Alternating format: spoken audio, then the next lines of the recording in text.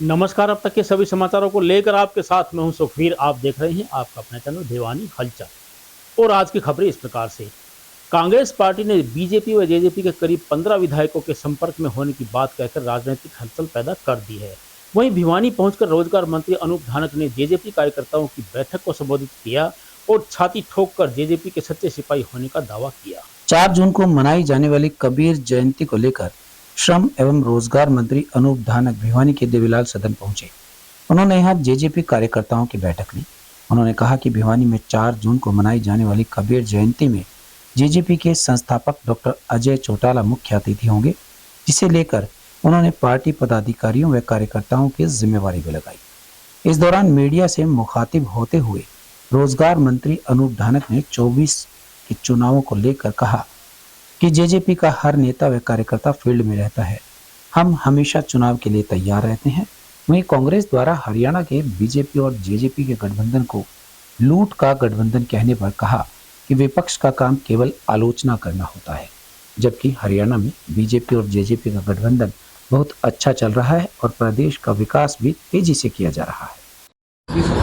Sir, आज जो meeting ली गई है किस उद्देश्य को लेकर ली गई और क्या तैयारी की गई? आज 4 तारीख का कबीर साहब जी का गुरु महाराज का जन्म दिवस है और उसकी जयंती मनाने के लिए आज सभी जो सामाजिक संस्थाएं थी और जो हमारे जननायक जनता पार्टी के पदाधिकारीगण थे, उनकी सभी का आपस में बैठ कर विचार विमर्श हुआ कि 4 तारीख को जो जयंती मनानी है, जिसके मुख्य अतिथि डॉक्टर अजय सिंह चौटाला जी हैं, उस जयंती को किस प्रकार से मनाया जाए और उसके कैसे किस किस की ड्यूटियाँ लगाई जाएँ। अब आज सारे जो हमारे पदाधिकारी हैं और जो समाज की जो संस्थाएं हैं, जो अन्य समाजों की संस्थाएं, उनकी सबकी जिम्मेवारी लगाई गई है कि 4 तारीख को कबीर साहब का जन्मदिन बड़ी धूमधाम से जो जीतू पतित पाठशाला जो यहाँ भिवानी के अंदर है उसमें मनाया जाएगा।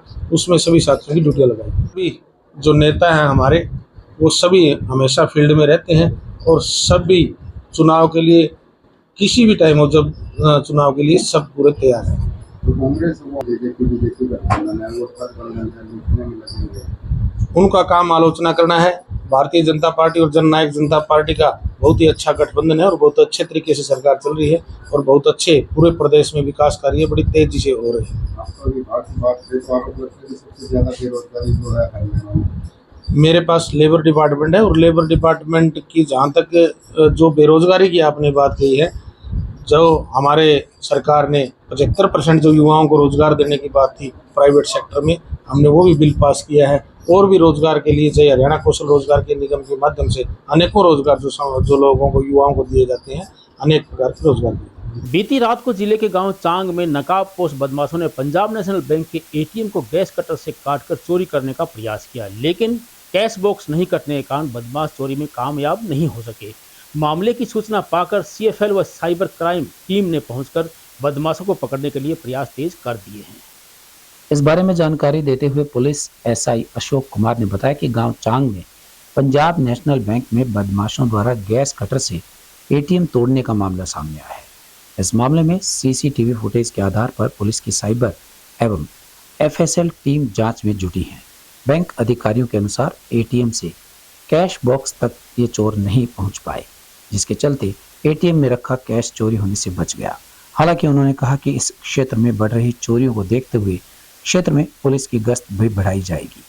गौरतलब है कि गांव में चोरी की घटनाओं को रोकते हुए ग्राम पंचायत चांग ने 5 दिन पहले ही 30 सदस्यीय सर्वजातीय ग्राम सुधार कमेटी का गठन किया था, क्योंकि पिछले काफी समय से गांव चांग के घरों व दुकानों में 7 से 8 चोरियां हो चुकी हैं। ग्रामीणों को गांव के ही युवकों पर इन चोरियों का शक है। पुलिस भी इन मामलों में संभावित युवकों से पूछताछ कर आरोपियों को पकड़ने का प्रयास कर रहा है। मैं खुद गश्त में था, एक आदमी सटे सब्जी छोड़ रखे, 2 आदमी। उसके बाद भी देखो घटना तो इसका घटना का सीसीटीवी में देखा जा रहा है, आधे घंटे तक कोई एक्टिविटी नहीं है, ना पुलिस की ना और किसी की। देखो इतना बड़ा इलाका है, गांव भी बड़ा है और जितनी सारे गांव में नहीं हो रही है, इसी गांव में हो रही है। आप भी देख लो, पुलिस को रात को 4-4, 5-5 राउंड पैदल गश्त भी, दिन में भी, शाम को भी। उसके बाद भी अंकुश तो बहुत कुछ लगे है अपराधों पर, लेकिन और कोशिश करेंगे ऐसी घटना भविष्य में ना हो। सीसीटीवी में क्या निकल के आया था? सीसीटीवी में कुछ नौजवान लड़के दिखाई दे रहे हैं, लेकिन अभी तक उनकी शिनाख्त नहीं हो पाई। क्या कोई गाड़ी वगैरह? हाँ, गाड़ी वगैरह का भी यूज है, गाड़ी के नंबर नहीं आया अभी। अगर कोई नंबर वगैरह होगा तो गाड़ी को ट्रेस करेंगे, अपराधियों को ट्रेस करेंगे। इस घटना लगभग रात को 1-2 बजे की है और इस बारे में जांच चल रही है। कटर से ताला खटा हुआ है लेकिन अंदर सब कुछ सेफ है, ये पता लगा लिया है। और फुटेज वगैरह देख रहे हैं, जो भी बात सामने होगी आपको क्लियर बात में बताएंगे। अभी जांच चल रही है, FSL टीम वगैरह भी आ रही है, सीनियर अधिकारी भी आ रहे हैं, साइबर भी मौका पहुंच रही है। उसके बाद जो भी स्थिति होगी आपको अवगत करा देंगे। एटीएम सेफ है या उससे कुछ कैश लूटा? नहीं, ATM बिल्कुल सेफ है। मैनेजर से बात कर ली हमने, वहाँ वो अंदर जो कैमरा है उसकी उसे तसल्ली कर ली है। ऐसी कोई बात सामने नहीं आई अभी तक। बाकी कोई और बात सामने आओगी तो आपको। आज़ादी के अमृत महोत्सव श्रृंखला में स्वास्थ्य विभाग द्वारा स्थानीय चौधरी बंसीलाल सामान्य अस्पताल में स्वस्थ मन स्वस्थ तन अभियान के तहत एक कार्यक्रम का आयोजन किया गया। इस अवसर पर मुख्य चिकित्सा अधिकारी डॉक्टर रघुवीर सांडिल्य ने बतौर मुख्य अतिथि पहुंचकर NCC व स्काउट्स कैडेट द्वारा निकाली गई जागरूकता रैली को हरी झंडी दिखाकर रवाना किया। इस दौरान सिविल सर्जन डॉक्टर सांडिल्य ने बताया कि आज़ादी का अमृत महोत्सव के तहत भारत सरकार द्वारा अक्टूबर 2022 में टेली मानस के तहत मानसिक रोगियों के लिए यह कार्यक्रम शुरू किया गया था। देश के 27 राज्यों में टेली मानस के 38 सेंटर बनाए गए हैं, जिसके तहत अभी तक 6 माह में देश में लगभग 1 लाख फोन कॉल्स द्वारा लोगों को मानसिक विकारों और बीमारियों से बचाव के प्रति जागरूक किया गया है। उन्होंने बताया कि मानसिक रोगी व्यक्ति को कोई भी जानकारी लेनी है तो वह सरकार द्वारा जारी हेल्पलाइन नंबर 1800-891-4416 पर कॉल करके संपूर्ण जानकारी ले सकता है। उन्होंने बताया कि व्यक्ति अपने प्रतिदिन की दिनचर्या से कम 1 घंटा योगाभ्यास व व्यायाम करके अनेक प्रकार की बीमारियों से बच सकता है। वहीं उप सिविल सर्जन डॉक्टर सुमन विश्वकर्मा ने बताया कि मानसिक स्वास्थ्य के प्रति लोगों को जागरूक करने के लिए प्रति माह जागरूक प्रोग्राम जैसे साइकिल रैली, कॉलेज व स्कूल में प्रोग्राम, युवाओं व बड़े बुजुर्गों के लिए गांव व शहर में नुक्कड़ नाटक के माध्यम से जागरूकता अभियान के द्वारा जागरूक किया जा रहा है। आज़ादी के महोत्सव के अंतर्गत हर महीने की 10 तारीख को ये हम स्वस्थ तन स्वस्थ मन प्रोग्राम का आयोजित करने जा रहे हैं। आज इसका शुभारंभ किया गया है। ये 10 अक्टूबर 2022 से शुरू किया गया था। इसमें बच्चों का मन स्वस्थ रहे, अगर कोई मानसिक प्रॉब्लम है तो उसके लिए एक टोल फ्री नंबर भी बनाया गया है, जिसका नंबर है 1800-891-4416। इस टोल फ्री नंबर से अपनी कोई भी मानसिक प्रॉब्लम है वो आज साझा कर सकता है, कंसल्टेशन ले सकता है। इसमें जितने भी हमारे देश के हैं वो सारे ही काउंसलर इससे अटैच हुए हुए हैं। 24 आवर चलती है। इसका मकसद यही है कि अपने आप को जो स्वस्थ तन रहेगा, स्वस्थ मन रहेगा, तो उसकी अच्छी ग्रोथ रहेगी, तो हम अच्छी तरह से अपनी अचीवमेंट है जो कार्य है अच्छी तरह से कर पाएंगे। तो स्वस्थ मन का होना बहुत ज़रूरी है। अगर कोई भी समस्या आती है तो उसके लिए टोल फ्री नंबर जो है उससे आप बात कर सकते हो। हमारे भी सिविल हॉस्पिटल में इसकी सुविधा है। हमारे पास साइकेट्रिस्ट है, काउंसलर हैं। हम हर स्कूल में जा कर के काउंसलिंग करेंगे। DO से और एजुकेशन के माध्यम से हम बच्चों को बताएंगे कि ये जो डिप्रेशन है, एंग्जाइटी है, इसके ट्रीटेबल बीमारी है, इसको इग्नोर ना करें। अपने जो मिथ होती हैं कि ये बीमारी पागलपन है, ये नहीं है, ये अनट्रीटेबल है, इसका तो दिमाग कम हो गया, ऐसा कुछ बात नहीं होती। समय पर इसको पहचान कर ली जाती है और इलाज करते हैं तो इसको रिकवरी अच्छी हो जाती है। तो ये लोगों की जानकारी के लिए हमने आज साइकिलिंग रैली करी है। मैं जो स्कूल के ये ऑर्गेनाइजर हैं इन सभी का धन्यवाद करता हूँ कि जिले में जो जिला मानसिक स्वास्थ्य कार्यक्रम चल रहा है, जो कि हमारे हरियाणा में पूरे सभी जिलों में चल रहा है। इसी कार्यक्रम के अंतर्गत हमारे आज जो प्रोग्राम है उसमें हम एक साइकिल रैली का आयोजन किया है। तो जो मानसिक स्वास्थ्य से संबंधित जो बीमारियां होती हैं उनके बारे में लोग ये सोचते हैं कि इनका तो दिमाग खराब हो गया या पागल हो गया, इसका कुछ नहीं हो सकता। तो ये एक स्टिग्मा दूर करना है कि एंजाइटी, डिप्रेशन जैसी जो बीमारियां होती हैं ट्रीटेबल हो सकती हैं, कोई भी मानसिक स्वास्थ्य, लेकिन इसमें समय पर इसका जांच और इलाज जरूरी है और लोगों का सहयोग जरूरी है। तो लोगों को ये नहीं है ना कि भाई मेरा थोड़ी बहुत भी डिप्रेशन है तो उसका इग्नोर कर दें, उसको इग्नोर नहीं करें, उसका सहयोग करें और उसको किसी भी साइकेट्रिस्ट या साइकोलॉजिस्ट को दिखाएं, उसका पूरा इलाज कराएं। हमारा आज का उद्देश्य यही है और ये कार्यक्रम हम सभी विभागों के साथ मिलकर जितने भी हमारे पास जन समूह हैं उनको हम ये जागरूक करेंगे इस बीमारी के लिए। तो हर महीने से हर 10 तारीख को प्रोग्राम शुरू किया जाएगा, जिसकी आज शुरुआत की जाइए। इसमें आंगनवाड़ी में महिलाओं को, वृद्ध आश्रम में जो हमारे वृद्ध हैं उनको, स्कूलों में, बच्चों में, जितने भी हमारे संस्थाएं हैं उन सभी में हमारा ये कार्यक्रम चलेगा और लोगों को हम ज़्यादा से ज़्यादा जागरूक करेंगे। औद्योगिक प्रशिक्षण संस्थान भिवानी में जल्दी ही शुरू की जाएगी विभिन्न ट्रेड्स के लिए रजिस्ट्रेशन व एडमिशन प्रक्रिया। यह कहना है कंप्यूटर इंस्ट्रक्टर सतीश कुमार का। इस बारे में उन्होंने बताया कि इस वर्ष सभी ट्रेड्स के लिए ऑनलाइन रजिस्ट्रेशन करके मेरिट के आधार पर दाखिले किए जाएंगे। इस बारे में जब कंप्यूटर इंस्पेक्टर सतीश कुमार से बातचीत की गई तो उन्होंने बताया कि अब की बार ITI भिवानी में ऑनलाइन रजिस्ट्रेशन होंगे। इससे पहले ऑफलाइन दाखिले होते थे, लेकिन अब प्राइवेट या सरकारी ITI ऑनलाइन रजिस्ट्रेशन होंगे। मेरिट के आधार पर ऑनलाइन ही बच्चों को दाखिले की सूचना दी जाएगी।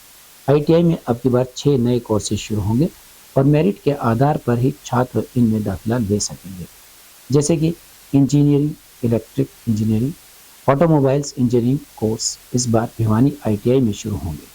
आवेदन के लिए ऑनलाइन प्रक्रिया से ही छात्रों के लिए आवेदन जारी रहेगा। इसके लिए छात्रों को फैमिली ID कार्ड, आधार कार्ड, +2 की मार्कशीट इत्यादि अपने साथ लाने होंगे और ऑनलाइन ही अप्लाई करना होगा। मेरिट के आधार पर छात्रों को दाखिले की सूचना दी जाएगी, उसके बाद ही छात्र अपना एडमिशन करवा सकेंगे। जो है विभाग द्वारा कल ही एडमिशन के लिए जो है नोटिस जारी कर दिया है और जल्द ही जो है ITI के अंदर एडमिशन स्टार्ट हो जाएंगे। एडमिशन के लिए रजिस्ट्रेशन हो जाएगी और यह रजिस्ट्रेशन ऑनलाइन रहेगा। कोई भी विद्यार्थी, कोई भी स्टूडेंट किसी भी कैफ़े में या घर से भी अपना रजिस्ट्रेशन फॉर्म फिल कर सकता है। हमारे पास लगभग ऑटोमोबाइल से रिलेटेड, इलेक्ट्रॉनिक्स और इलेक्ट्रीशियन, प्लम्बर, लगभग सभी ट्रेडें हमारे पास 23 ट्रेडें हैं जो इस ITI में इस टाइम चल रही। जो मेनली है आवेदन करने के लिए स्टूडेंट के पास अपना एक तो Aadhaar card, mobile number, email ID और ईमेल ID तथा फैमिली ID ये ज़रूरी है, तथा इनकम सर्टिफिकेट, 10th का सर्टिफिकेट और जो भी हायर एजुकेशन है उसके सर्टिफिकेट, इसके अलावा कास्ट का सर्टिफिकेट और जो भी डॉक्यूमेंट है वो लिस्ट हम आपको दे देंगे। उसके अनुसार सारी लिस्ट विद्यार्थी के पास होनी चाहिए और जो जरूरी है इस टाइम पर। कचरे व गंदे पानी को रिसाइकिल करके पर्यावरण को किया जा सकता है सुरक्षित। यह कहना है भिवानी के विज्ञान केंद्र के डॉक्टर ममता फोगाट का। उन्होंने बताया कि किसान भाई यदि 3 नियमों को अपनाएंगे तो अवश्य ही पर्यावरण को सुरक्षित रखा जा सकेगा। भिवानी के कृषि विज्ञान केंद्र के डॉक्टर ममता फोगाट ने किसानों को पर्यावरण सुरक्षा की दिशा के बारे में विस्तार से समझाया। उन्होंने बताया कि लाइव मिशन 2 चीज़ों से बनता है। पहला है लाइफस्टाइल, दूसरा है एनवायरनमेंट। इस मिशन को लागू करने का सीधा लक्ष्य है कि जलवायु परिवर्तन के असर को कम करने की कोशिश करना। इसके लिए 3 नियम बनाए गए हैं: रिड्यूस, रीयूज और रिसाइकिल, यानी बेवजह की चीज़ों को रिड्यूस करना, चीज़ों को दोबारा इस्तेमाल करना और कचरा हटाने के लिए उसे रिसाइकिल करना। उन्होंने बताया कि मिशन लाइफ की मदद से प्रकृति को कम से कम नुकसान पहुँचे, वहीं पर्यावरण को कम से कम नुकसान पहुँचाना, जलवायु परिवर्तन के असर को रोकना और बेहतर भविष्य का निर्माण करना। उन्होंने कहा कि भारत दुनिया का 4था सबसे बड़ा देश है जिनकी नवीनीकरण ऊर्जा सबसे। हेलो, नमस्कार जी, मेरा नाम जयवीर है।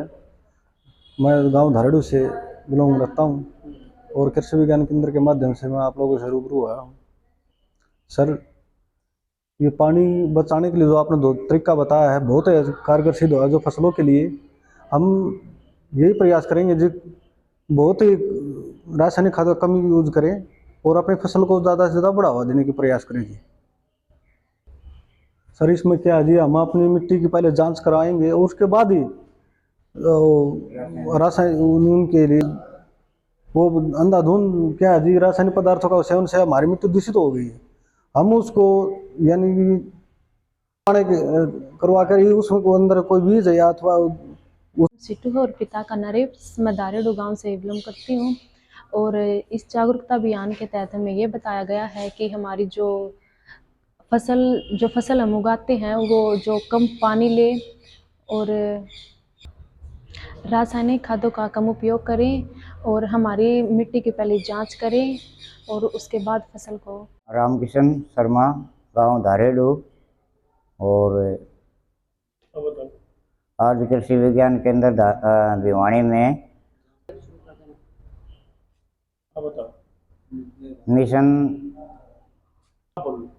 मिशन लाइफ के अंतर्गत जागरूक अभियान आयोजित किया गया, जिसमें हमें बताया गया पर्यावरण का बचाव कैसे करना है। हमें बताया गया रासायनिक खादों का कम उपयोग करें और मिट्टी और पानी की जांच करवाएं और फसल ऐसी लगाएं जो पानी को कम दे। नमस्कार, मैं doctor Mamta Phogat, district extension specialist soil science, Krishi Vigyan Kendra Bhiwani, Chaudhary Charan Singh Haryana agriculture university Hisar. आज हमने हमारे कृषि विज्ञान केंद्र परिसर में 50 किसानों को मिशन अभियान के अंतर्गत मिट्टी एवं पानी संरक्षण पर जागरूक किया। मिशन लाइफ अभियान जो पर्यावरण संरक्षण के लिए है, हमने किसान भाइयों को जागरूक किया और अपील की कि वो अपनी जिम्मेदारी को समझें और पर्यावरण संरक्षण में अपनी जिम्मेदारी निभाएं। हमें कोई भी काम करने से पहले, कोई छोटे से छोटा काम या बड़े से बड़ा काम, कोई भी काम करने के लिए हमें हमारे पर्यावरण का ध्यान रखना चाहिए, क्योंकि हमारे जो प्राकृतिक संसाधन हैं वो खतरे में है। जैसे कि हमारा जो पानी का जल स्तर है वो बहुत नीचे जा रहा है, हमारी मिट्टी है वो बुरे तरीके से जो है ये पेस्टिसाइड और इंसेक्टिसाइड यूज करने से, जो केमिकल फर्टिलाइजर यूज करने से दूषित हो चुकी है। इसलिए हमें हमारी जिम्मेदारी निभानी है, पर्यावरण संरक्षण में अपना पूरा योगदान देना है।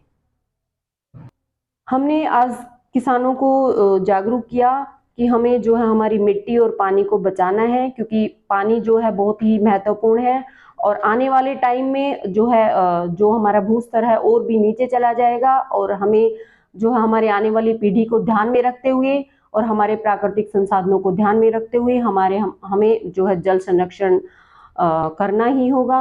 और जो हमारी मिट्टी जो है बहुत ज़्यादा दूषित हो रही है उसको भी ध्यान में रखते हुए, ताकि हमें सतत लगातार अच्छी पैदावार पाने के लिए हमें हमारी मिट्टी और पानी का संरक्षण करना ही। भिवानी स्थित पीपल वाली जोहड़ी के समीप देर शाम एक युवक की ट्रेन की चपेट में आने के कारण मौत हो गई। सूचना पाकर पुलिस ने मौके पर पहुंचकर शव को अपने कब्जे में लिया और पोस्टमार्टम करवाकर शव को शिनाख्त हेतु शवगृह में रखवा दिया। जीआरपी चौकी इंचार्ज ने इस बारे में बताया कि पीपली वाली जोहड़ी के नजदीक एक युवक की मालगाड़ी की चपेट में आने से मौत की सूचना मिली थी। मृतक की शिनाख्त नहीं हो पाई थी। मृतक ने फौजी नुमा पैंट व शर्ट पहने हुए हैं, जबकि मृतक की आयु करीबन 30 वर्ष लगती है। मृतक के दाहिने हाथ पर F&S गुदा हुआ है। शव का पोस्टमार्टम करवाया जाएगा, जिसके लिए इसे नागरिक अस्पताल के शवगृह में रखवा दिया गया। रेलवे स्टेशन मास्टर भिवानी की तरफ से एक लिखित मेमो प्राप्त हुआ था कि किलोमीटर नंबर 78 का 20-21 पर एक अनजान व्यक्ति ने रेलगाड़ी द्वारा आत्महत्या कर ली है। इस सूचना पर मैं अपने स्टाफ सहित मौका घटनास्थल पर पहुंचा, जहां पर पाया कि एक जवान व्यक्ति ने रेलवे लाइन के बीच में अपनी गर्दन रेलवे लाइन पर रख के रेलगाड़ी से कटे हुए 2 हिस्से प्राप्त हुए, जिनकी शनाख्त हेतु काफ़ी प्रयास किया गया, लेकिन मौका घटनास्थल पर लाश की शनाख्त नहीं हो पाई। शाम का समय होने पर लाश को शवगृह भिवानी में रखवाया गया है और सुबह पोस्टमार्टम करवाया जा रहा है। जैसी सूरत होगी आगे में वैसी कार्रवाई में लाई जाएगी। मृतक के लगभग 30 साल के आसपास उनकी उम्र है, जिसने फौजी ड्रेस हरे रंग की होती है वो पहनी हुई है और जिसके काफ़ी सिर के बाल व दाढ़ी के बाल बढ़े हुए हैं। मैं आम जनता से निवेदन करूंगा, जो भी सज्जन व्यक्ति इसको पहचानता हो वो जीआरपी चौकी में आकर पुलिस से संपर्क कर सकता है और आम जनता से कहें कि रेलवे लाइन पर ना जाएं, रेलगाड़ियां बड़ी स्पीड से चलती हैं, इससे कोई भी हादसा। बीती 23 मई को मुंडाल की पानी की टंकी में एक अज्ञात व्यक्ति का शव तैरता हुआ मिलने के कारण आसपास के क्षेत्र में सनसनी फैल गई। इस बारे में जांच अधिकारी उप निरीक्षक दलबीर सिंह ने बताया कि मृतक की पहचान चिड़ी गांव के रहने वाले गोविंद के नाम पर हो गई है, जिसका शव बाद में पोस्टमार्टम करवाकर परिजनों के हवाले कर दिया। सब इंस्पेक्टर दलबीर सिंह ने इस बारे में बताया कि 23 तारीख को एक सूचना मिली थी। उसी सूचना के आधार पर एक अज्ञात व्यक्ति का शव मिला था मुंडाल पानी की टंकी। उन्होंने बताया कि उसकी शिनाख्त कल ही हुई है और परिवार वालों को भी बुला लिया गया है। इस व्यक्ति का नाम गोविंद बताया जा रहा है, जो कि चिड़ी गांव रोहतक का रहने वाला है। इसके यहाँ एक बेटी है और यह मजदूरी का काम करता था और किसी काम से यह अपनी बहन के यहाँ मुंडाल आया हुआ था, लेकिन पांव फिसल जाने के कारण जल की डिग्गी में गिर गया। शव की शिनाख्त करवाकर पोस्टमार्टम करवाकर परिजनों के हवाले कर दिया गया। पप्पू ये दादा सिस्टर जाए पीछे वहाँ पे जो खाने पीने लग गया वहाँ ये पता है मेरे क्या वहाँ से किस टाइम गया किस टाइम नहीं गया, वहीं छोड़ गया तो वहीं रह गया था। हमको तो कल पता लग गया था। एक लड़की है, गोविंदा नाम है, चिड़ी गांव से है, गोविंदा नाम है, मेरा छोटा भाई। क्या मामला था? दिनांक 22/5/2023 को सुबह करीब 11 बजे बेलदार जलगर का हमारे पास फ़ोन आया कि एक नाम पता नामल नौजवान व्यक्ति की डेड बॉडी जलगर के टग नंबर 3 के अंदर है, जिसको हमने निकाल कर जीच भिवानी मोर्चे में रखा गया, जो डॉक्टर साहब ने रेफर जीच भिवानी कर दिया। जो आज उनके परिजनों ने बतलाया कि डेड बॉडी हमारे है, जिसका नाम गोविंदा गांव चिड़ी जिला रोहतक है, जिसकी उम्र करीब 30 साल है, जिसकी मौत जलग में डूबने के कारण हुई, नहाते हुए डूबने के कारण हुई है। इसमें किसी को कोई कसूर नहीं है।